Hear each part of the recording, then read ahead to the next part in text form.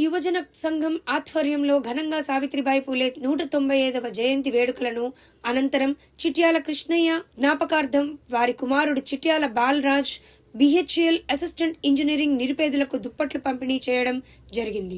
ఆందోళన నియోజకవర్గం టేక్మాల్ మండలం టేక్మాల్ కేంద్రంలో ఉన్నటువంటి గాంధీ భవన్లో భారతదేశపు మొట్టమొదటి ఉపాధ్యాయురాలు సావిత్రిబాయి పూలే జయంతిని ఘనంగా నిర్వహించుకోవడం జరిగింది.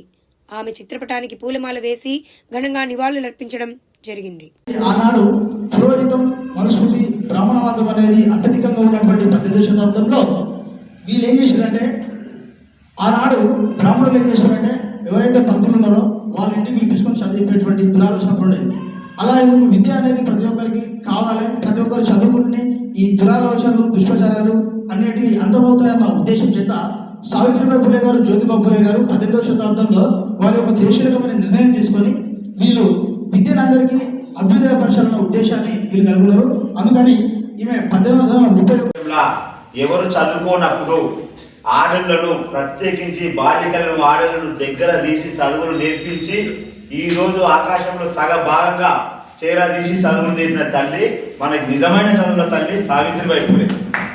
అయితే ఈమె జయంతి సందర్భంగా మనం ఏర్పాటు చేసుకున్నటువంటి ఈ కార్యక్రమానికి అధ్యక్షత వహించినటువంటి ఎర్రల శేషు గారికి, అదేవిధంగా మనందరి గౌరవం మేరకు మనందరి అభిప్రాయం మేరకు రీసెంట్లీ జరిగిన మన గ్రామ పంచాయతీ ఎలక్షన్లో మన అందరి వార్డుగా ఎన్నుకున్నటువంటి మన తిమ్మిగారి సుధాకర్ సార్ గారి సర్పంచ్ గారికి, అదేవిధంగా ఉప సర్పంచ్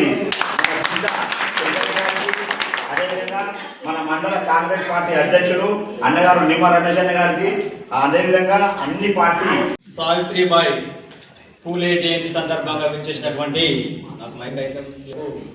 నూతనంగా ఎన్నికైనటువంటి మా అందరి గురువారేంద్రులు తిమ్మిగారి సుధాకర్ సార్ గారికి, అదేవిధంగా ఉప సర్పంచి మేకలగడ్డ శంకరయ్య గారికి, కాంగ్రెస్ పార్టీ అధ్యక్షుడు నిమ్మ రమేష్ అన్న గారికి మరి పేరు పేరున ఒక్కసారి దారిలో వస్తుండగా BHEL ఎంప్లాయ్ అయినటువంటి చిట్యాల బాలరాజు, నేను అనారోగ్యరీత్యా ఒక 4 నెలలు అవుతుంది, ఇంట్లో పడిపోయినా ఉన్నా కానీ కాకా నీకు వచ్చే అవకాశం ఉందా అని నడుస్తామంటే నాకు కొంచెం బూస్ట్ ఇచ్చినట్టు అయింది.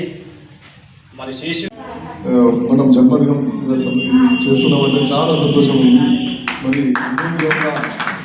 ఆ జమానాలో అంటే సుమారు 200 సంవత్సరాల క్రితం 195 సంవత్సరాల క్రితం ఆమె జన్మించి మరి ఆమె ఆ అంకిరాది మేడం మరి అప్పుడు లా లేకుండే మనుస్మృతి అనేది లా ఉండేప్పుడు ఆ లా ప్రకారం ఆడపడుచులు ఎవరు ఇంటి బయట పోవద్దు, చదవద్దు అనే ఉద్దేశంతో ఆ జమాన్లో మరి అట్లా ఉన్నప్పుడు ఆమె బయటికి వచ్చి ఆడపిల్లలకు కూడా హక్కులు ఉన్నాయి, వాళ్ళు కూడా చదవాలి, వాళ్ళు కూడా సంస్కృతి నెరవాలి, వాళ్ళు కూడా బయటకు రావాలి.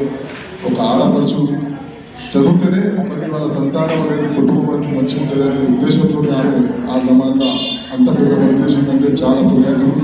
మరి అదేవిధంగా ఈరోజు నిజంగా ఆదర్శంగా తీసుకుంటే ఇప్పుడు మా ఇంట్లోనే నాకు 2 ఆడపిల్లలు ఉన్నారు, ఒక కొడుకు ఉన్నారు.